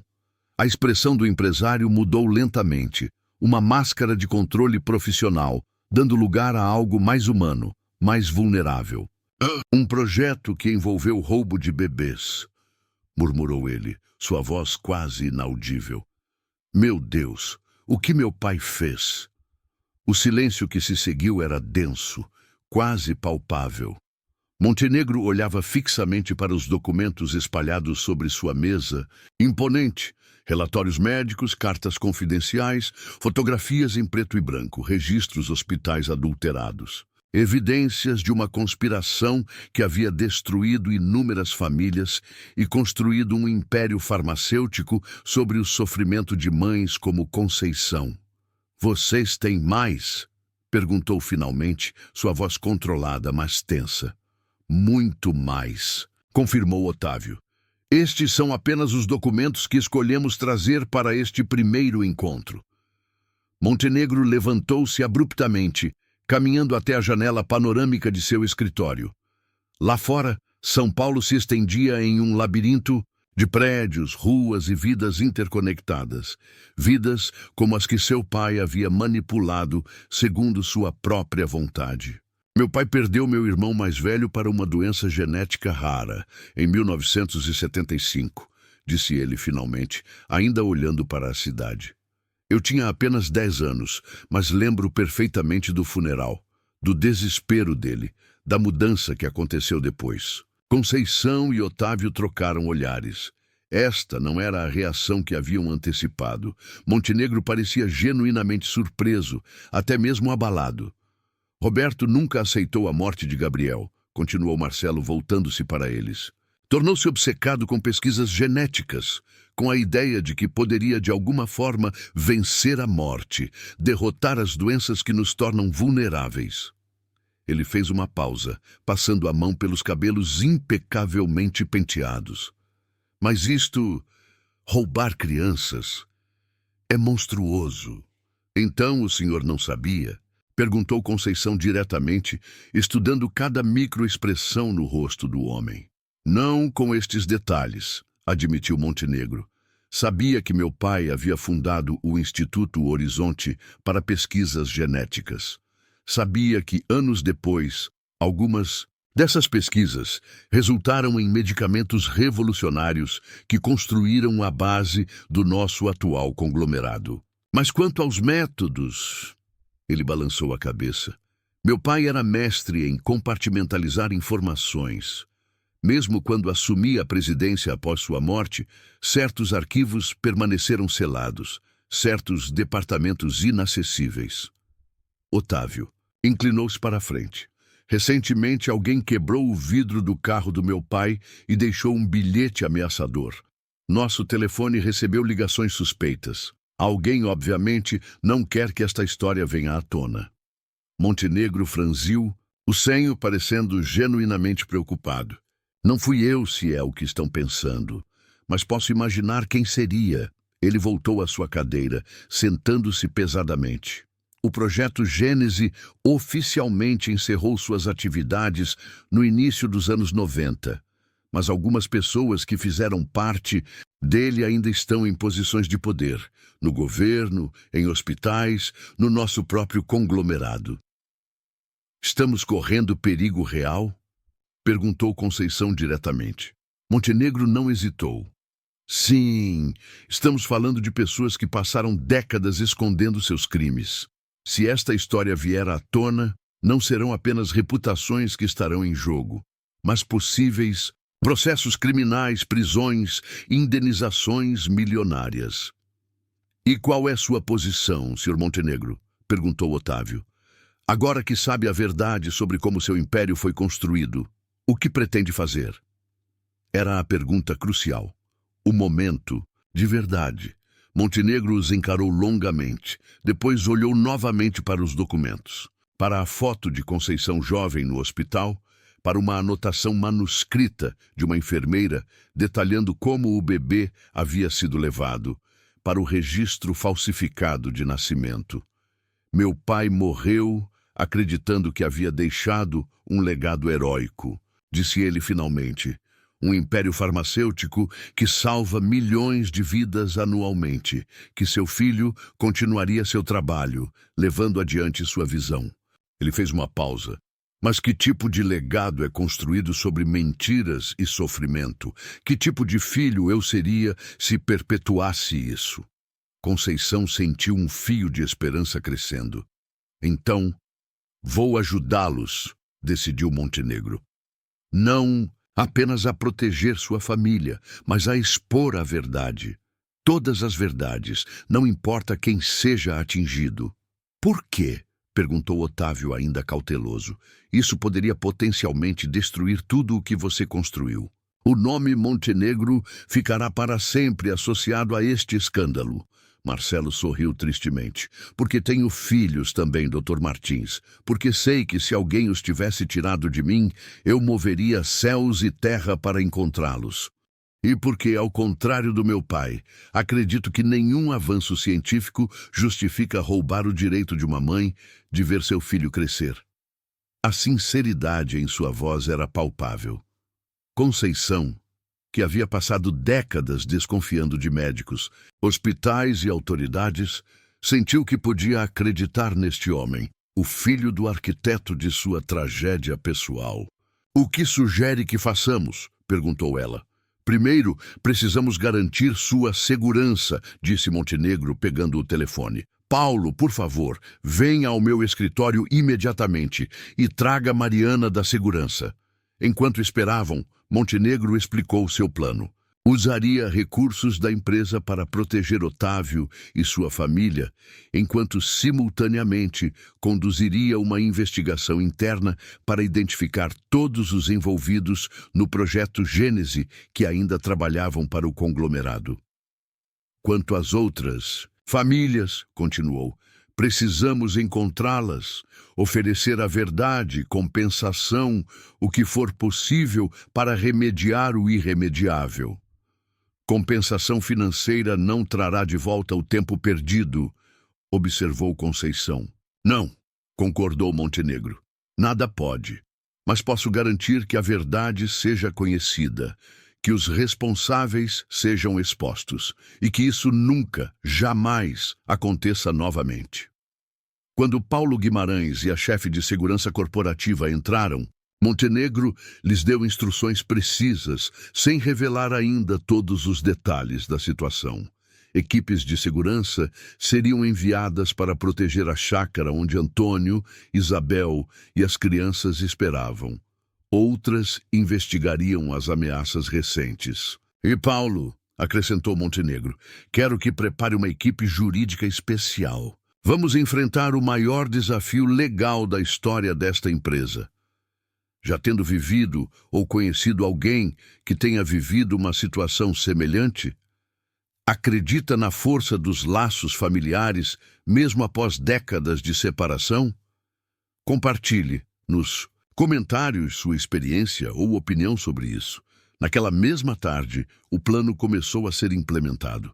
Uma equipe de segurança discreta, mas altamente treinada, dirigiu-se à chácara em Ibiúna para garantir a proteção de Antônio, Isabel e as crianças. Outra equipe acompanhou Otávio e Conceição de volta à cidade, onde se hospedariam, temporariamente, em um apartamento corporativo do Grupo Montenegro, lugar mais seguro que a casa dos Oliveira. Isabel está preocupada, mas compreende a situação, relatou Otávio, após uma breve ligação com a esposa. As crianças estão bem, acham que é tudo uma grande aventura. Conceição sorriu levemente. Crianças têm essa capacidade maravilhosa de encontrar alegria mesmo nas circunstâncias mais estranhas.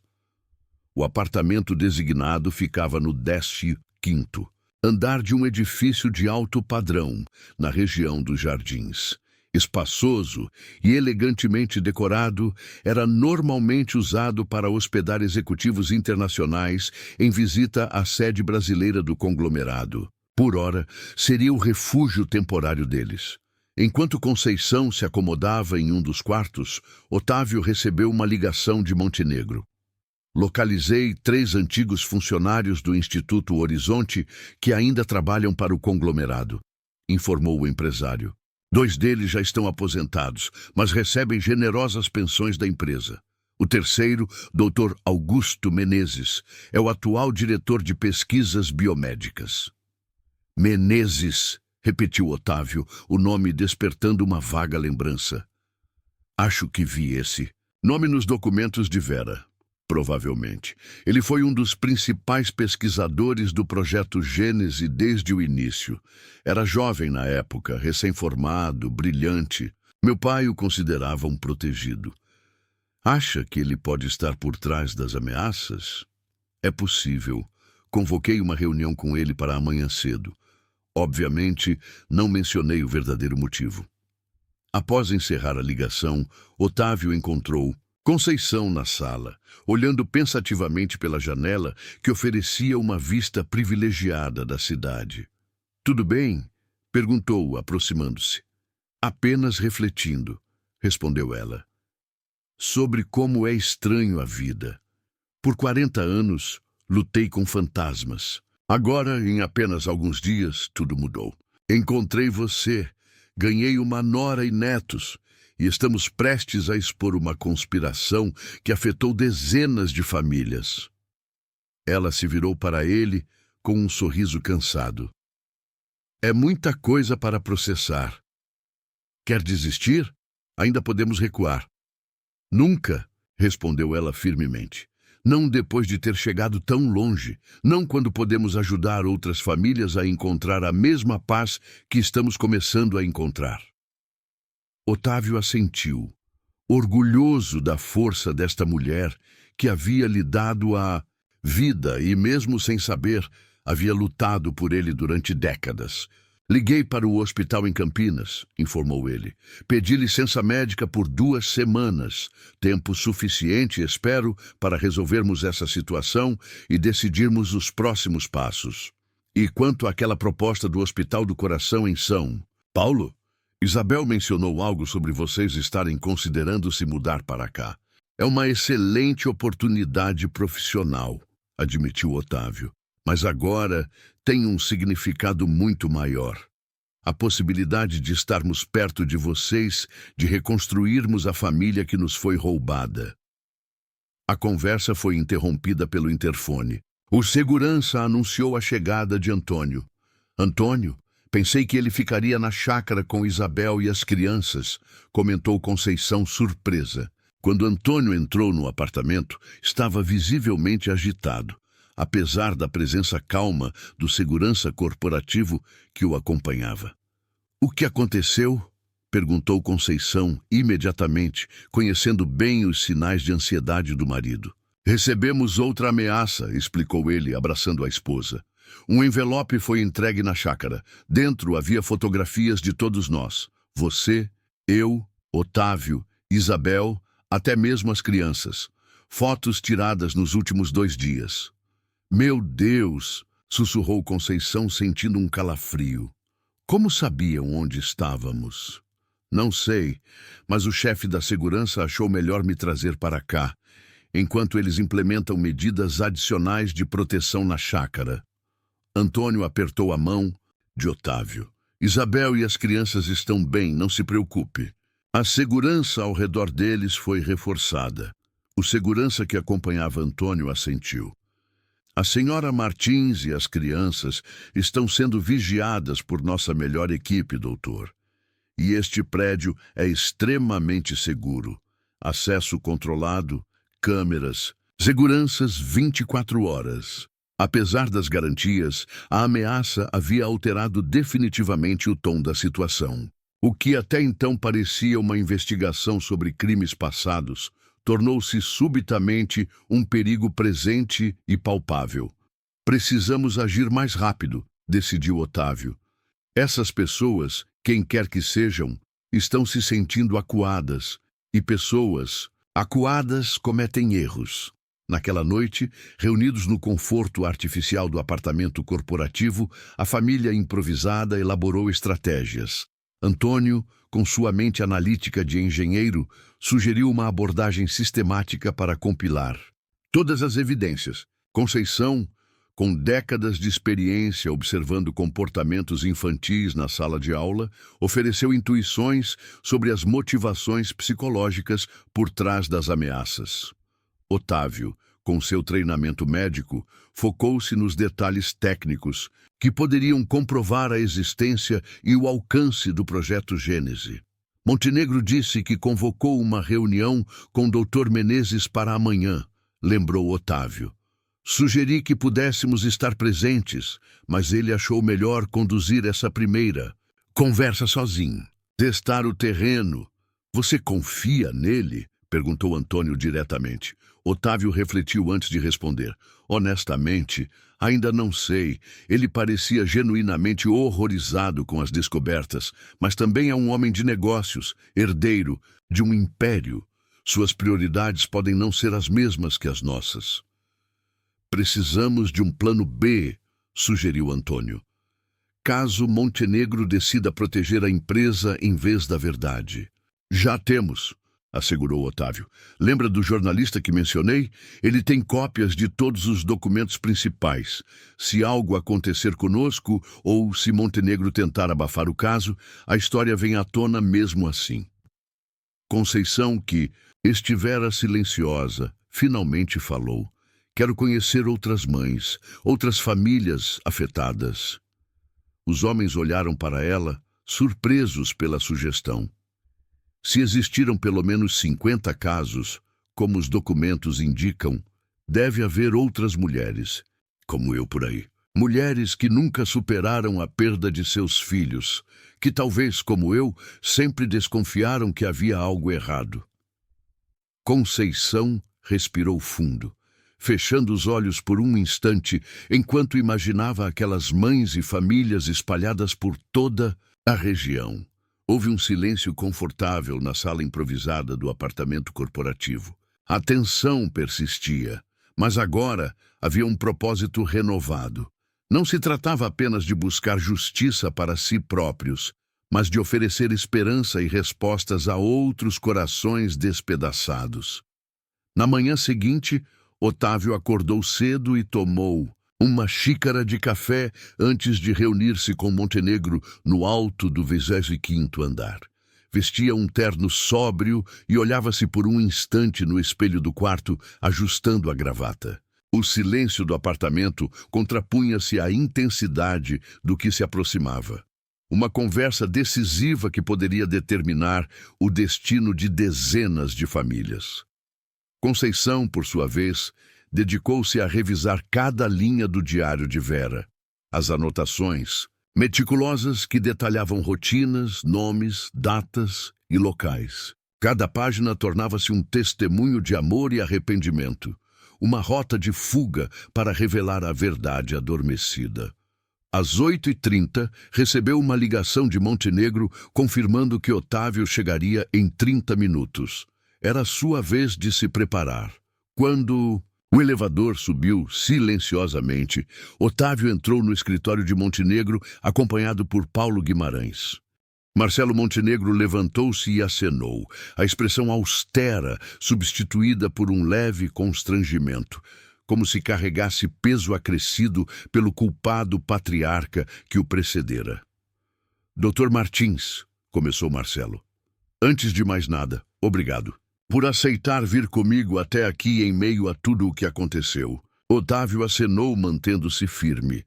Tem razão em querer estar ao meu lado, reconheceu Marcelo. Gostaria de acreditar que este é o começo de uma solução para todas as vítimas do projeto Gênese e não apenas meu pai e eu. Guimarães fez anotações rápidas, guardando cada palavra. Montenegro recuou até a escrivaninha e pegou um envelope selado. Tenho acesso a arquivos que até hoje estavam inacessíveis, disse, entregando o envelope a Otávio. São registros confidenciais do Instituto, relatórios de auditoria interna e correspondências trocadas entre os financiadores do projeto. Foi uma tarefa difícil encontrar tudo isso, mas entendo que precisamos de provas sólidas. Otávio colocou o envelope no bolso do paletó e sentiu o peso não apenas dos papéis, mas da responsabilidade que ali se encontrava. Aqueles documentos poderiam confirmar dezenas de casos, revelar nomes e endereços, apontar culpados e testemunhas.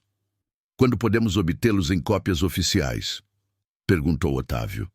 Ainda hoje, respondeu Montenegro. Vou providenciar tudo para que tenham acesso digital seguro. Também mobilizarei o departamento jurídico para preparar as notificações oficiais. E quanto ao Dr. Menezes, continuou Otávio, escolhendo cuidadosamente as palavras, será chamado aqui amanhã. Pretendo confrontá-lo diretamente com as evidências. Se ele negar, temos provas para expor sua cumplicidade. O resto do dia foi um turbilhão de comunicações cifradas. Enquanto Montenegro acionava sua equipe interna, Otávio retornou ao apartamento e compartilhou as novidades com Conceição e Antônio. A cada notícia, a esperança crescia, mas a sombra do perigo espreitava mais longa. Na chácara de Ibiúna, Isabel equilibrava o cuidado com as crianças e as primeiras aulas improvisadas sobre segurança digital e precauções pessoais. Ela ensinou-os a reconhecer estranhos e a manterem-se sempre juntos, transformando a ameaça em uma lição de união familiar. Naquela noite, a família fez uma videochamada reunindo todos os envolvidos: Montenegro, Guimarães, Conceição, Antônio, Isabel e Tortos. As transmissões estavam cifradas, acompanhadas por profissionais de segurança que monitoravam tentativas de invasão virtual. Amanhã será decisivo, disse Montenegro com o rosto iluminado pela tela. Dr. Menezes virá às 10 horas. Quero que assistam remotamente ao início do encontro. Precisamos estar preparados. O amanhecer do dia decisivo trouxe um frio cortante para São Paulo. No alto prédio corporativo, Otávio e Montenegro sentaram-se enquanto aguardavam Menezes. A sala estava silenciosa, exceto pelo tic-tac discreto de um relógio de parede. Pontualmente, Menezes entrou, com o jaleco branco e o crachá preso ao bolso. Marcelo cumprimentou ele, impassível. Disse que queria me ver com urgência. Obrigado por vir, começou Montenegro. Apresentei estes documentos a Dr. Martins e a sua mãe. São arquivos que até hoje nunca foram mostrados a um só membro das famílias envolvidas. Menezes respirou fundo e seus olhos percorreram os papéis dispostos sobre a mesa, evitando ao máximo encarar o rosto de Conceição e Otávio projetado na tela do sistema de videoconferência.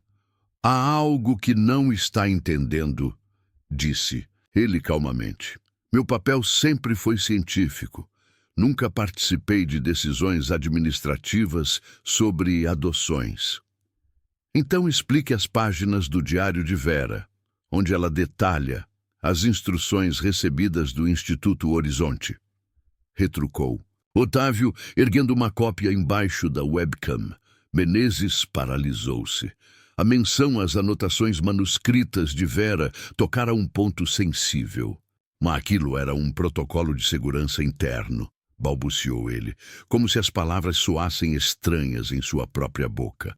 Não sabia que se tratava de adoções verdadeiras. Achava que era um teste clínico. Um teste clínico que resultou no roubo de dezenas de bebês, corrigiu Conceição, a voz firme ecoando pelos alto-falantes. Menezes retirou o jaleco e o colocou cuidadosamente na cadeira. Estou disposto a cooperar, afirmou ele finalmente. Mas temo pelas minhas responsabilidades profissionais e pessoais, a gente poderosa interessada em ocultar tudo isso. Então comece colaborando para dar voz a essas famílias, disse Montenegro, apontando para a tela.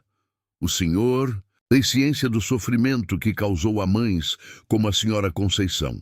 As horas seguintes foram um misto de tensão e revelações.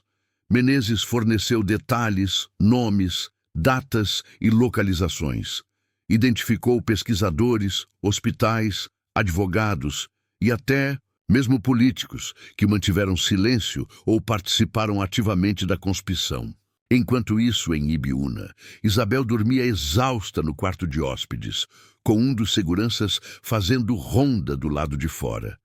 Antônio e as crianças descansavam no andar de baixo, embalados pela segurança de saber que, mesmo isolados, não estavam sozinhos. De volta ao prédio corporativo, o encontro terminou com um comprometimento claro. Montenegro, Menezes e Guimarães trabalhariam em conjunto para fornecer às autoridades competentes todas as evidências necessárias. As famílias seriam contatadas e avisadas de que poderiam escolher seguir o processo criminal ou aceitar acordos de reparação e acompanhamento psicológico. Naquela mesma tarde, um comunicado silencioso seguiu pelos canais jurídicos e governamentais, convocando o Ministério Público e órgãos de defesa dos direitos humanos para iniciar as investigações. Diversas famílias começaram a receber cartas oficiais informando que o Estado agora reconhecia o projeto Gênese como crime e que medidas já estavam em curso para trazer justiça. Conceição, ao receber a mensagem, chorou de alívio. Havia esperado tanto por aquele momento que, quando ele finalmente chegou, não havia alegria humana que coubesse em seu peito. Antônio, abraçando-a, sentia-se ao mesmo tempo aliviado e orgulhoso. A luta pela verdade transformara-se em luta por direitos fundamentais. Na chácara, Isabel acordou e viu a mensagem em seu celular.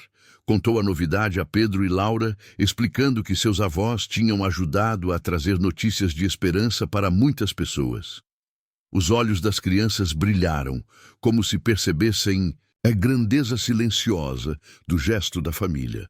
O livro de Vera, que ficara guardado tanto tempo, foi digitalizado e arquivado na sede do Ministério Público.